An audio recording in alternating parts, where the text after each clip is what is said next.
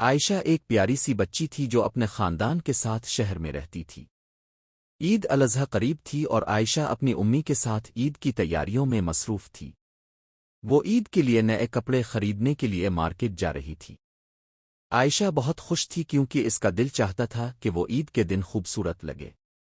عائشہ کی امی نے اسے بتایا، بیٹا عید صرف خوشی کا دن نہیں ہے بلکہ یہ دن قربانی کا بھی ہے۔ ہمیں اللہ کے حکم پر عمل کرتے ہوئے قربانی کرنی ہے۔ عائشہ نے سوچا اور کہا، امی ہم قربانی کے لیے کیا خریدیں گے؟ امی مسکرا کر بولیں، ہم ایک خوبصورت بکرا خریدیں گے اور پھر اس کی قربانی کریں گے۔ عائشہ اور اس کی امی نے بکرے کو خرید لیا اور عائشہ نے اس کی دیکھ بھال شروع کر دی۔ وہ روزانہ بکرے کو پانی دیتی اور چارہ کھلاتی تھی۔ عید کے دن عائشہ نے خوش ہو کر اللہ کا شکر ادا کیا کہ وہ قربانی کے عمل میں شریک ہو رہی تھی۔ اس دن عائشہ نے سیکھا کہ عید کے دن قربانی کرنا اللہ کی رضا کے لیے بہت ضروری ہے، اور اس نے اللہ سے دعا کی کہ وہ اس کی قربانی قبول کرے۔